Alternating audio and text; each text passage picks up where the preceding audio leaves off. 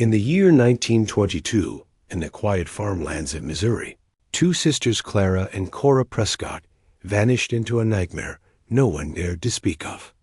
Their story became more than tragedy. It became a curse whispered across generations. What happened inside the Prescott home still chills even the bravest. Was it family? Strangers? Or something unexplainable? Stay with us as we uncover the ordeal of the Prescott twins. Before we dive into today's chilling tale, make sure to like, share, and subscribe. And don't forget to hit the bell icon so you never miss a story from the heart of history. Missouri in 1922 was a land caught between change and tradition. The First World War had ended only a few years before, and the scars of hardship still lingered across the state. While larger cities like St. Louis and Kansas City bustled with industry, most of Missouri remained rural, a patchwork of farms scattered across rolling fields and deep woods. Life in these places was slow, hard, and tightly bound by community expectation. People relied on one another for survival, but that reliance also came with suspicion, gossip, and a strong distrust of anyone who stepped too far outside the accepted norm. In the county where the Prescott family lived, farms stretched for miles, broken up by dirt roads and small clusters of weathered houses. Neighbors often lived miles apart, yet their lives were closely entwined by church, market days, and whispers carried down fence lines. It was a time when a family's reputation could mean survival, and when scandal, whether true or invented, could ruin a household forever. Prescott Farm sat on the edge of this small community. The house itself was plain but sturdy. A two-story wooden home, its white paint long since faded to a dull gray, standing against the wide expanse of farmland. A leaning windmill groaned in the wind, its blades turning slowly as though weighed down by decades of burden. Behind the house stretched a line of aging barns, sheds, and pens, most of them in disrepair. Beyond that was a thicket of woods, dark even in the daylight, with twisting paths children were warned never to wander. At the center of the yard stood a stone well, its opening covered with a warped wooden lid. The rope long frayed from years of use. The well, though ordinary in function, held an unusual place in local lore. Children claimed to hear whispers from its depths on still nights, while elders shook their heads and told them not to meddle with things best left alone. The Prescott twins, Clara and Cora, were often seen near it, their hands brushing across the stone rim as though it fascinated them. To neighbors, it became one of many things they whispered about. Behind closed doors, life in the Prescott household was strict and disciplined, shaped by the rigid faith of their parents. The Prescotts were regular attendees at the small wooden church in town, sitting stiffly in the front pew each Sunday. Yet for all their visible piety, whispers followed them. Some said the family was cursed, that every few years misfortune seemed to strike their farm-failed harvests, sudden sickness, accidents that defied explanation. Others hinted that the Prescotts carried secrets, things never spoken aloud, but known in the way people in small towns always knew. The broader town carried its own unease. In the years leading up to 1922, there had been strange occurrences. Livestock found dead in pastures without clear cause. Tools gone missing and discovered days later in odd places. And children reporting shadowy figures lurking near the woods at dusk. Most dismissed these stories as superstition, but the cumulative effect left a lingering tension over the town, like a storm cloud waiting to break. Against this backdrop, the Prescott twins grew up. Clara and Cora were inseparable, their bond as sisters magnified by their identical appearances.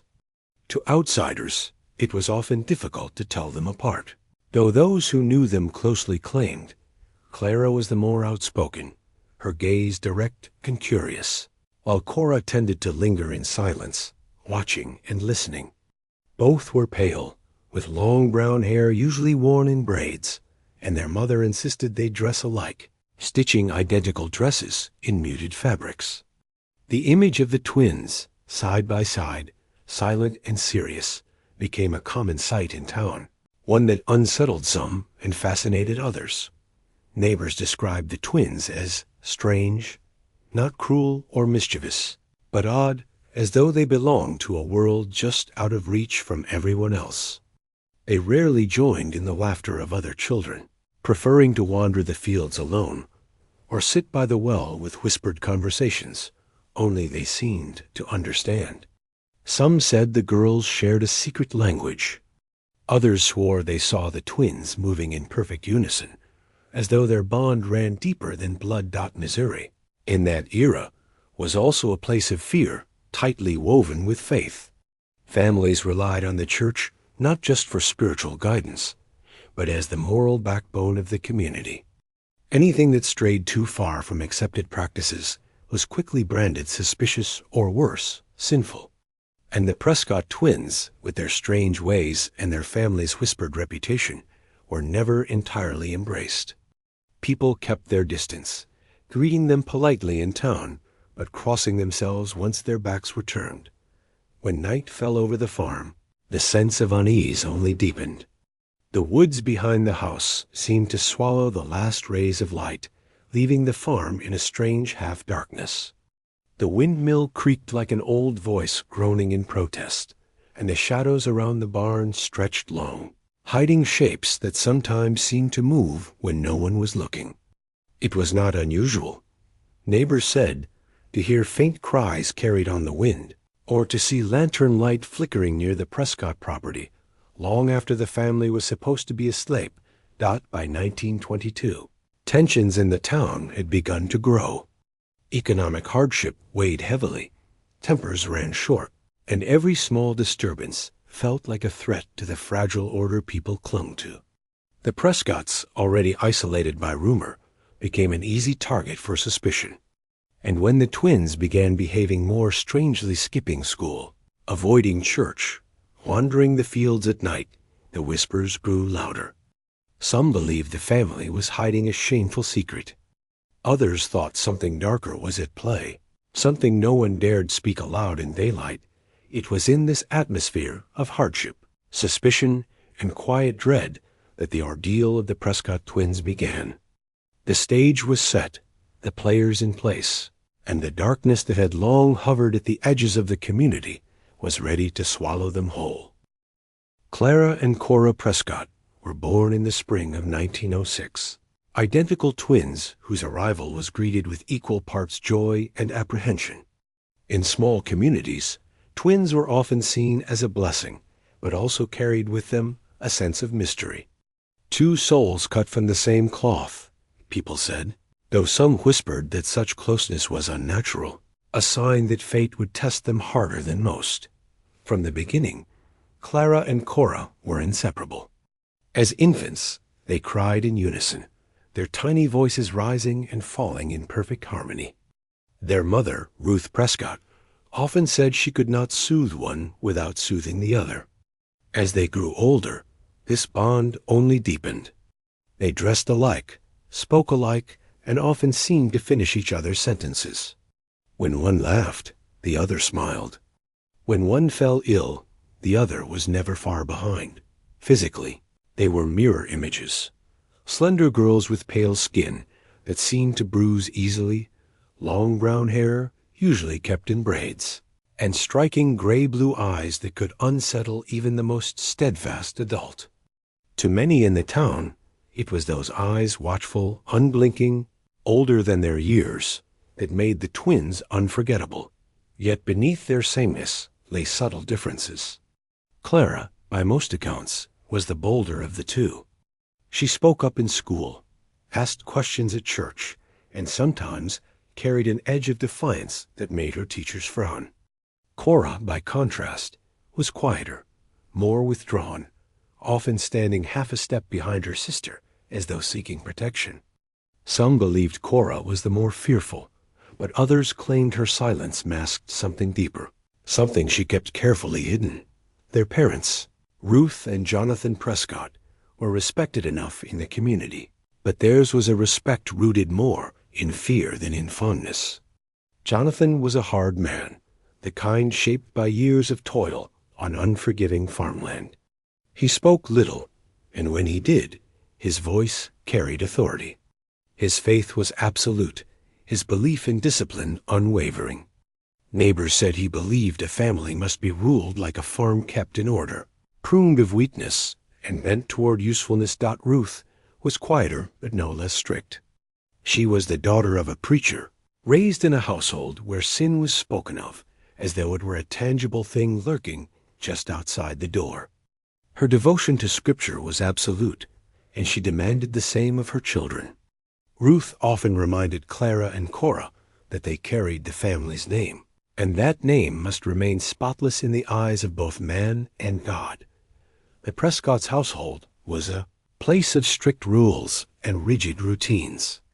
Each day began before dawn with chores, tending the animals, gathering eggs, milking cows, hauling water from the well. After farm duties, the twins were expected to attend school, and after that, more work awaited.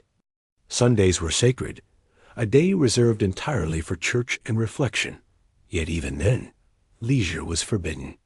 The twins were not permitted to play freely with other children, nor to linger in town beyond what was necessary. This isolation only fueled the town's whispers. In a community where most children grew up together, running through fields and helping one another with chores, the Prescott twins were set apart. Their identical clothing, their solemn faces, their habit of whispering to each other in what some swore was a secret language, all of it made them objects of fascination and suspicion. Children avoided them, save for the occasional dare to approach. Ask the Prescott twins to play. Boys would challenge one another, only to run away shrieking when the girls stared back in silence. Adults were no better. They nodded politely when the family came to church, but crossed themselves afterward, muttering prayers under their breath. It was not that the Prescotts had done anything overtly wrong. It was that they seemed apart, a family out of step with the rhythms of the community. The twins' schooling provided another glimpse into their unusual bond. Teachers noted that when Clara answered a question, Cora's lips would sometimes move silently, forming the same words. If one stumbled, the other seemed to falter as well. More than once, the girls turned in assignments that were nearly identical down to the same spelling mistakes. "It's unnatural," one teacher whispered to another. Like they share one mind. By the time they were 16, the twins had grown into young women who could no longer be dismissed as merely odd children. Clara's boldness had sharpened into a streak of independence, a desire to test boundaries. She often asked questions during sermons that made Ruth's face flush with embarrassment. Why does God allow suffering if He loves us? She once demanded aloud, a question that earned her a sharp slap on the hand and a week of punishment at home. Cora, meanwhile, grew quieter. Some said she seemed to shrink into herself, her eyes fixed on the ground, her words few and far between. Yet those who looked closely noticed her silence was not submission, but watchfulness. "That one sees more than she lets on," one neighbor muttered after catching Cora's gaze. "And I don't like what she sees." The Prescott family's relationship with the community was further strained by misfortune. Over the years, their farm suffered more than its share of bad luck. Crops failed during seasons when others thrived. Animals grew sick without explanation. Tools rusted, wagons broke, accidents multiplied. While Jonathan dismissed these events as the natural hardships of farm life, others were less convinced. "The Prescotts have drawn the Lord's anger," townsfolk said. "And those girls are the reason." Such rumors only deepened when odd things began to happen around the twins themselves. Lights were seen flickering in their upstairs bedroom long after midnight. Strange carvings appeared on fence posts near the farm, symbols no one could explain. One boy swore he saw the twins walking hand in hand through the woods at dawn, their white dresses glowing in the half-light. "They didn't even look at me," he said later, pale with fear. "Just kept walking like I wasn't there. Despite these stories, not everyone viewed the girls with suspicion. A few teachers saw promise in Clara's sharp mind and wished she might one day escape the confines of the farm. A neighbor once claimed Cora had a gentle heart, having seen her secretly tending to an injured bird until it could fly again. But even these small glimpses of normalcy were overshadowed by the sense that the Prescott twins were marked, that, whatever fate awaited them, it would not be ordinary. By the time the ordeal began, Clara and Cora were on the cusp of adulthood. The world beyond their farm beckoned faintly, though it was uncertain whether they would ever be allowed to reach it. Bound tightly by their parents' discipline, burdened by the town's suspicion, and haunted by rumors of curses and misfortune, the twins stood at a threshold. And as history would soon prove, what lay beyond was not freedom or promise, but a darkness that would consume them both. By the winter of 1922, whispers about the Prescott family had turned into quiet warnings.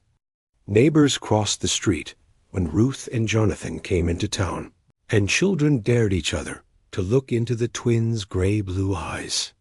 Yet while gossip had long clung to the Prescotts, something began to change that year.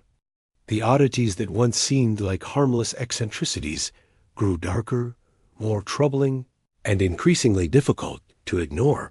It started with the animals.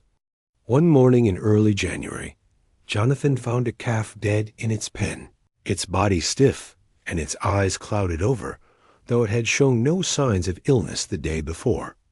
A week later, several hens were discovered scattered around the yard, their feathers strewn across the snow, as if they had been torn apart by unseen hands. The family blamed foxes, but neighbors muttered that predators leave tracks, and here there were none. Then came the noises. At night, faint scratching could be heard against the barn doors, low and rhythmic, as if something clawed from the inside. Jonathan checked each time, lantern in hand, but found nothing. The twins, however, seemed restless on these nights, lying awake in their shared room, their voices carrying softly through the wooden walls. Sometimes Clara whispered fiercely, as though arguing with someone unseen, while Cora murmured in tones so low they bordered on prayer. Soon, the townsfolk began to notice changes in the girls. Once regular attendees at the schoolhouse and the church, they grew increasingly absent. Clara, once outspoken, had turned guarded, her boldness sharpened into suspicion.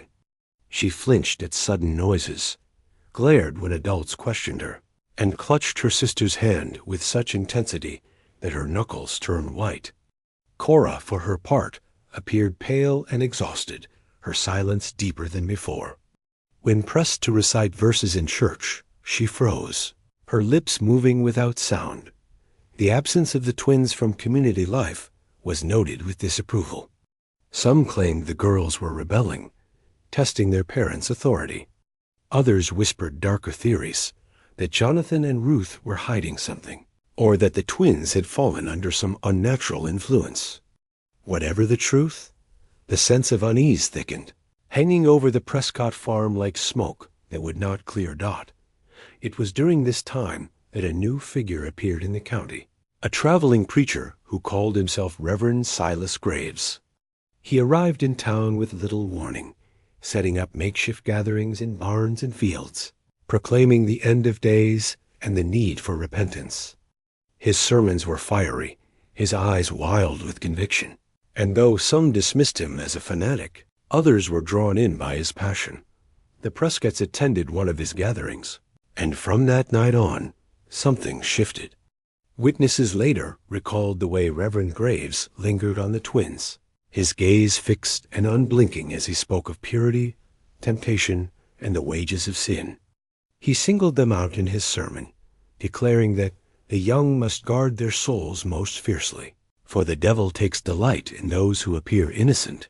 Clara reportedly stiffened at his words, while Cora lowered her head, trembling. After that night, the Reverend visited the Prescott farm more than once.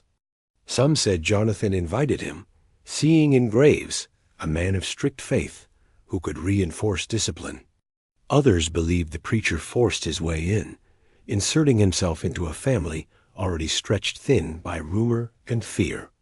Whatever the case, neighbors noted his horse tied outside the farm late into the night, his lantern glow visible through the windows, long after prayers should have ended. The girls grew stranger still. Clara was seen wandering the fields at dusk, carrying a lantern and muttering to herself.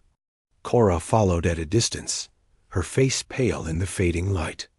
On more than one occasion, children claimed they saw the twins standing near the old well, their heads tilted as though listening to something rising from its depths. When confronted, the girls offered no explanation, only silent stares that unsettled even the boldest onlookers. One evening, a neighbor passing by swore he heard singing drifting from the Prescott property, not hymns, but low, winding notes in a language he did not recognize. When he crept closer, he saw the twins moving slowly in the yard, circling the well with deliberate steps, their hands clasped tightly together. The sight chilled him to his core, and he fled before they could notice. Inside the Prescott home, tensions escalated. Jonathan, already stern, grew harsher, punishing the girls for any perceived disobedience. Ruth clung to her Bible, her prayers louder and more desperate with each passing day. Some nights, the sound of shouting carried across the fields, sharp voices clashing before falling into uneasy silence. The Reverend's presence only seemed to worsen matters, fueling Jonathan's severity and Ruth's religious fervor. By spring, the twins had all but vanished from public life. When they did appear, their faces seemed gaunt, their eyes shadowed with fear. Clara's defiance flickered like a candle in the wind, while Cora appeared almost spectral, her silence heavier than ever. Teachers whispered that something terrible was happening in that home, but none dared to interfere. And then came the stories no one could quite explain. Lantern lights flickering in the woods long after midnight. Strange symbols carved into the trunks of trees near the farm. Unfamiliar footprints, bare yet large, discovered in the mud by the well. One farmer claimed to have seen a tall figure watching from the edge of the forest, its face hidden in shadow. Another swore he heard the twins' laughter carried on the wind, though the sound twisted into something inhuman before it faded. The town's gossip reached fever pitch. Some believed the Reverend had brought darkness with him, that his fire and brimstone teachings had awakened something better left sleeping. Others insisted the Prescotts had made a pact with forces unholy, and the girls were paying the price. Still others thought Jonathan's discipline had gone too far, that the family was hiding unspeakable cruelty behind their locked doors. But whatever the explanation, one thing was certain. The Prescott twins were no longer the same. A bond that once seemed their strength now looked like a chain binding them together, pulling them deeper into something neither could escape. Their ordeal had begun, and the town, whether it admitted it or not, stood on the edge of witnessing a tragedy that would never be forgotten. The night of April 14th, 1922, began like so many others on the Prescott farm, cold, restless, and heavy with silence. But by dawn, it would become the night spoken of in hushed tones for generations, the night that sealed the fate of Clara and Cora Prescott. All day, dark clouds had gathered over the countryside. The windmill groaned and clattered in the stiff breeze, and the animals in the barn grew restless, shifting and braying as though anticipating something unseen. By evening, the storm broke, unleashing sheets of rain across the fields and shaking the wooden house with each crash of thunder. Inside, the family ate in near silence. Jonathan's face was set like stone, his fork striking the plate with every deliberate bite. Ruth read scripture aloud, her voice trembling as if she were trying to drown out the storm itself.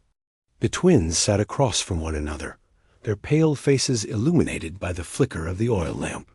Clara's jaw was tight, her hands clenched beneath the table, while Cora's eyes darted nervously toward the windows, where shadows writhed with each lightning flash.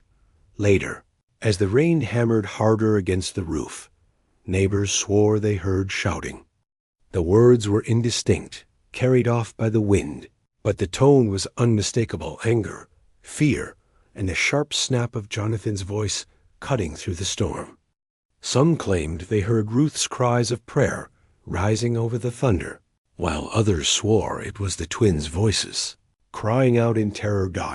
Then came the scream, that it tore across the fields, sharp and piercing, so loud that at least 3 households woke in the night and bolted upright in their beds.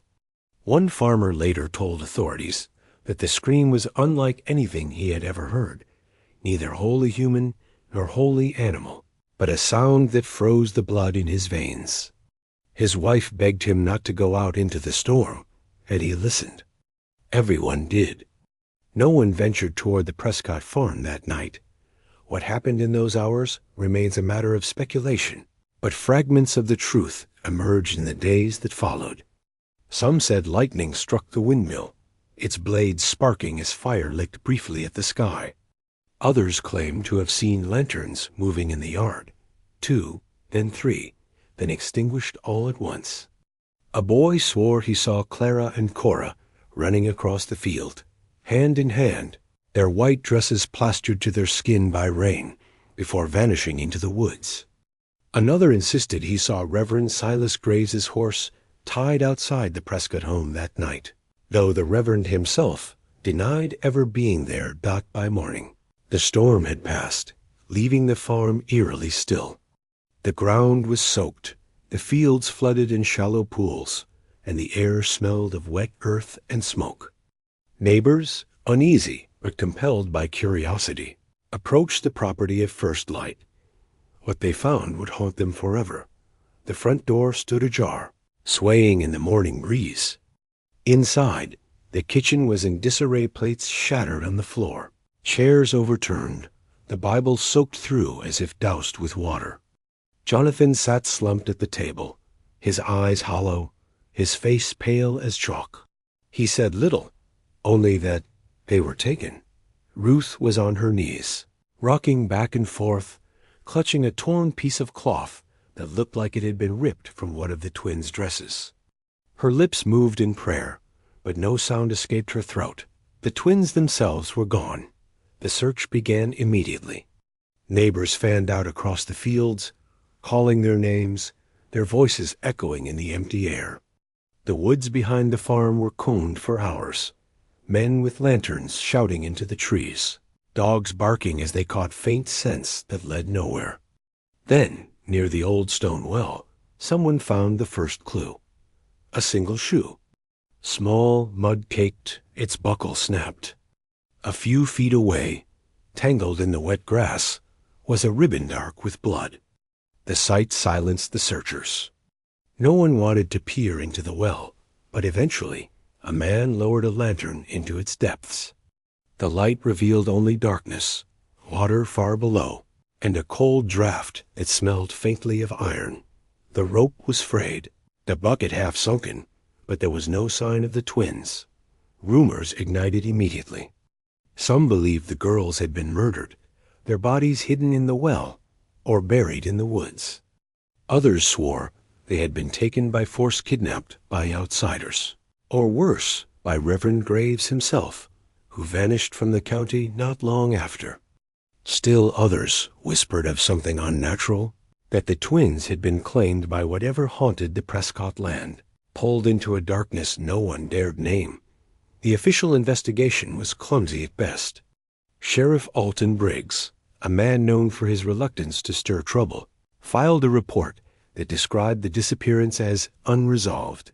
He questioned Jonathan, who maintained that intruders had come in the night. Ruth was deemed unfit for questioning due to her near catatonic state. The Reverend was never officially interviewed. His sudden departure explained away as coincidence. No arrests were made, no charges filed, but the townsfolk were not convinced. Too many had heard the screams, too many had seen the lights, too many had felt the unease that clung to the Prescott farm. Theories multiplied. Some said Jonathan's discipline had finally gone too far, and he had silenced the girls in a fit of rage. Others believed Ruth's obsession with purity had driven her to some terrible act of sacrifice. A handful whispered that the twins themselves had done some ritual. Some packed and vanished as a result. The house was left in disarray for weeks, neighbors avoiding it except to drop off food at the door. The sound of Ruth's prayers could still be heard at night, low and frantic, while Jonathan sat in silence, his hands folded, his eyes staring at nothing. Without the twins, the farm seemed to wither. Crops failed, animals died or wandered off, and the once busy yard became overgrown with weeds. What made the tragedy all the more chilling was the lack of closure. No bodies were ever recovered. No evidence pointed to a clear crime. Only fragments remained: the shoe, the ribbon, the overturned kitchen, and the screams that echoed in memory long after the storm had passed. For the townspeople, this was the breaking point. The Prescotts had always been set apart, but now they became something more. A cautionary tale, a whispered warning, a reminder of what could happen when secrets festered and shadows grew too deep. Parents warned their children not to wander near the Prescott farm. Travelers avoided the road that passed it. And in the years to come, some swore they still heard faint cries on stormy nights, carried by the wind across the empty fields. The disappearance of Clara and Cora Prescott was not just a tragedy. It was an ordeal so unthinkable that it left a scar on the land itself. And whether it was the cruelty of men, the weakness of faith, or something far darker that claimed them, the truth remained locked away, buried with the storm that had swallowed them whole. The morning after the disappearance, the Prescott farm became the unwilling center of the county's attention. Word of the twins' vanishing spread quickly, carried by whispers over fence lines, through the pews of the small church, and along the muddy dirt roads. By noon, men with lanterns, rifles, and hounds gathered in the yard, determined to find some trace of Clara and Cora. Women brought blankets and baskets of food, their faces pale, their eyes wide with a fear no one dared name aloud. Sheriff Alton Briggs, a man better suited for breaking up drunken fights than solving mysteries, arrived reluctantly. He was stout, slow-moving, and visibly unsettled by the growing crowd. With a tired wave of his hand, he ordered the search to begin. Dogs sniffed the ground around the house, their noses pulling them toward the well, before veering off into the woods. Searchers followed, combing the tree line, their boots sinking into wet soil. For hours they scoured the thickets, shouting the twins' names until their voices grew hoarse. Some swore they heard faint cries carried by the wind, but every time they pressed forward, they found only silence. The well remained a point of fixation. Men lowered lanterns deep into its black throat, calling down, waiting for echoes. The water glistened faintly far below, but nothing surfaced, not the twins, not clothing, not even the bucket. Yet when one farmer leaned close, he swore he heard a whisper rise up, faint but unmistakable. "Help us." He staggered back, pale as death, refusing to go near it again. Inside the farmhouse, Jonathan Prescott gave little assistance. He sat at the table, staring into the distance, his hands clasped together as though in endless prayer. When questioned, he insisted intruders had taken the girls, though he could give no description, no detail, no evidence. Ruth was worse. She rocked on her knees in the corner, clutching the torn ribbon, murmuring verses that dissolved into sobs. She repeated the same phrase again and again. "They are with God now. They are with God." Reverend Silas Graves was nowhere to be found. When deputies sought him in the neighboring county, they discovered his tent abandoned, his horse gone, his followers dispersed. His sudden disappearance poured fuel onto the fire of rumor. Some insisted he had been involved from the beginning, that he had preyed on the family's faith to gain access to the girls. Others claimed he had only witnessed what happened and fled in terror. Unwilling to face what he had seen. As days passed, the search stretched farther. Volunteers waded through marshes, dredged creeks, and cut paths through the woods. Still, no bodies were found. No tracks, no discarded clothing, no signs of struggle beyond the shoe and ribbon near the well. It was as though Clara and Cora had been swallowed by the storm itself. The lack of answers divided the town. Some called for the Prescotts to be arrested, convinced the parents were hiding the truth. No girls vanish without a trace unless those closest to them know why. One farmer declared during a heated church meeting. Others defended Jonathan and Ruth, insisting that no mother would cling so desperately to her daughters' belongings if she had been the one to harm them. Then came the ghost stories. Children claimed to see the twins wandering the woods at dusk, their dresses torn, their faces pale as moonlight. Hunters swore they heard laughter echoing through the trees, high and lilting, before dissolving into screams.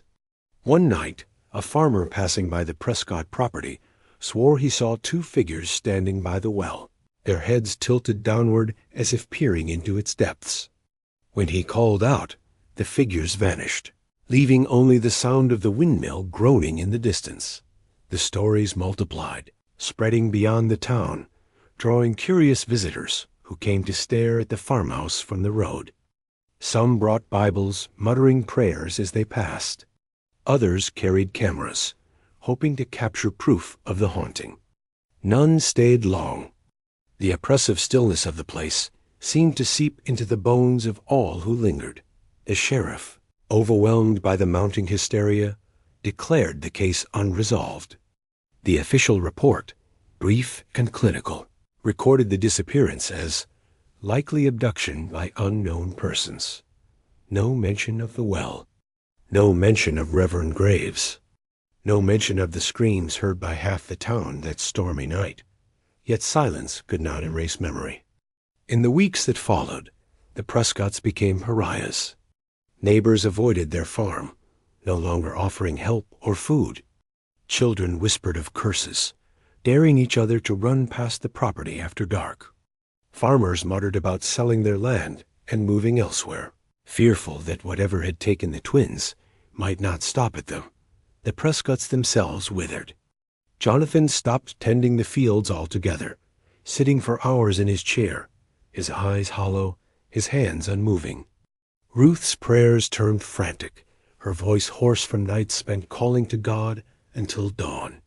Their house grew unkempt, dishes piling in the sink, curtains left drawn, the walls echoing with absence. Months passed. Crops failed. Livestock dwindled. The once thriving farm fell into ruin, as though the land itself had given up with the loss of the twins. The Prescotts rarely showed themselves in town, and when they did, they were met with cold stares. Some whispered that Jonathan drank himself into oblivion. Others claimed Ruth was seen wandering the fields in her nightdress, calling her daughters' names into the wind-dot by the end of summer. Even the strongest believers in the family's innocence began to doubt. If they were taken, why did the parents not fight harder? Why did they not demand justice? The townsfolk asked one another. The Reverend's unexplained disappearance only deepened suspicion. Theories hardened into belief, and belief into folklore. Yet, through it all, the central truth remained unchanged.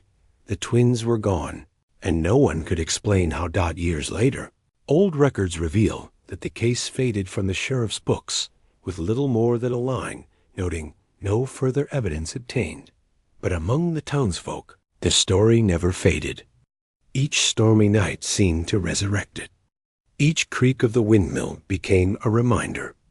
And each time children dared each other to walk past the abandoned farm, they swore they felt eyes watching from the darkened windows, eyes that were not entirely of this world.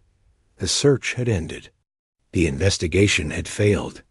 But the ordeal of Clara and Cora Prescott was only beginning its second life, one whispered in legends, carved into memory, and etched into the fear of everyone who lived within earshot of the old Prescott well. Years slipped into decades, yet the mystery of Clara and Cora Prescott refused to fade. What began as a tragedy whispered over fences slowly grew into something larger, an echo that clung to the land, a shadow stretching across generations. By the 1930s, the Prescott farm was already in ruin, its house sagging, windows broken, the fields overgrown with weeds that clawed their way through cracked fences. No one lived there, and few dared to approach. Children in nearby towns made the farm the centerpiece of dares. Spend one night at the Prescott place, they challenged each other, their bravado faltering as they drew near the leaning window or the moss-covered well. Some swore they heard soft voices drifting through the broken windows. Others claimed to see flickers of lantern light in the upper rooms where the twins once slept. More than one child returned home pale and trembling, unwilling to say what they had seen. Adults, too, avoided the property. Farmers took longer routes to market just to steer clear of the road that passed the Prescott's land. Travelers unfamiliar with the story sometimes camped nearby, but they never stayed long. Without fail, they complained of restless nights, of dreams filled with whispers, of the sensation of being watched from the tree-lined dock. By the 1940s, the Prescott ordeal had taken root in local folklore. Preachers used it as a warning against disobedience and sin, telling children that the twins had been claimed because they strayed too far from God's light. Others leaned toward darker explanations, insisting that the well was cursed long before the Prescotts ever settled there, that the land itself demanded blood. Still others wove the story of Reverend Silas Graves into the tale, painting him as either a devil in disguise or a coward who fled when evil revealed its true face. Tales shifted depending on the teller, but the core remained the same. Two sisters, bound together, who vanished one stormy night and were never seen again. Researchers and amateur historians began to take interest by the mid-20th century. A handful of journalists from St. Louis and Kansas City ventured to the county, combing through courthouse records, interviewing elderly residents, and walking the ruins of the farm. What they found only deepened the mystery. The sheriff's reports were thin and incomplete, with missing pages and vague entries that suggested deliberate omission. Church records from 1922 were likewise incomplete, one ledger with attendance. Notations for the Prescotts stopped abruptly that spring. The rest of the year left blank. Interviews with neighbors painted wildly different pictures. Some swore Jonathan had been violent. Others insisted he was a broken man destroyed by grief. One elderly woman recalled seeing Ruth years later in town, her hair gray, her eyes distant, still clutching a ribbon in her hand. She looked like a woman who had been hollowed out, the woman said. But the most disturbing detail came from those who examined the well. By then, it had long since been covered with a heavy stone slab, its opening sealed by order of the county after a boy fell ill claiming he heard voices whispering from below. When the slab was briefly removed in the 1950s for inspection, locals reported a smell rising from its depths, not of stagnant water, but of iron and decay. No bodies were ever recovered, yet the well itself seemed to breathe a kind of menace. Stories of ghostly encounters continued into the 1960s and beyond. Travelers described seeing two figures walking hand in hand along the roadside, vanishing when headlights struck them. Hunters reported glimpses of girls darting between the trees, their pale dresses fluttering before dissolving into mist. Some locals avoided speaking of the twins altogether, believing that to mention them aloud was to invite them into your home. Despite the fear, the legend of the Prescott twins became a fixture of the region's identity. Writers used it as inspiration for novels. Teachers retold it during Halloween lessons. Radio hosts shared the story on late-night programs, drawing listeners into the eerie history of rural Missouri. Each retelling added new flourishes. Some said the girls had been seen with glowing eyes. Others claimed their laughter could drive a man mad. Yet beneath the embellishments, the core truth remained unsolved, unshaken. Even in modern times, the farm remains a place of fascination. Paranormal investigators have visited, setting up cameras and recorders in the decaying house. Many report strange activity, sudden drops in temperature, flickering equipment, faint voices calling out names in the night. Some recordings capture what sounds like two girls singing softly, their harmony chilling in its perfection. Others end abruptly with sharp static, as if something unseen had reached out to silence the machines. The county itself has changed, modernized, and moved on in many ways. But the Prescott ordeal remains a stain, a story that refuses to die. Older residents shake their heads when asked, muttering that some things are best left buried. Younger ones, drawn by curiosity, continue to test the boundaries of the legend, bearing each other to walk the fields at midnight, to touch the stones of the well, to listen for voices on the wind through all the years. One image persists in every retelling: two sisters, hand in hand, standing by the well as the storm breaks overhead.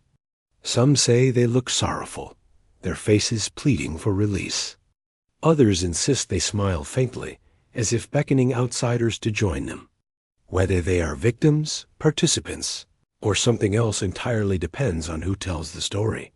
Yet perhaps the truest legacy of the Prescott twins is not the ghost stories, not the folklore, not the sealed well or the ruined farm.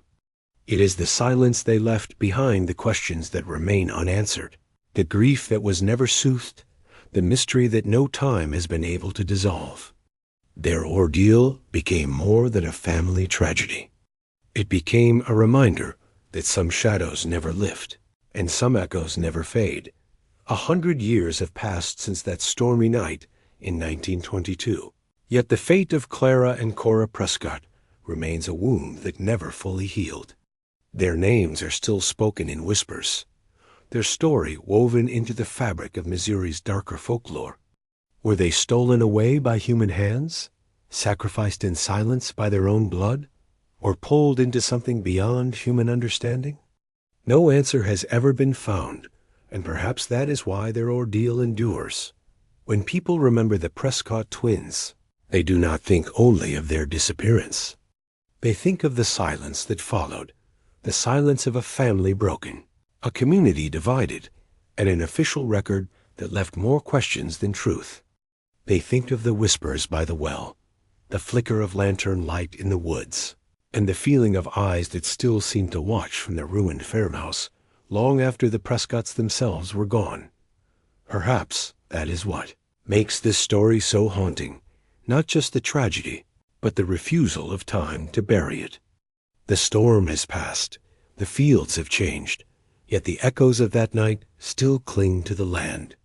Some say they hear the twins' voices in the wind. Others swear that on nights when thunder shakes the sky, two shadows still stand hand in hand by the stone well, waiting out the ordeal of Clara and Cora.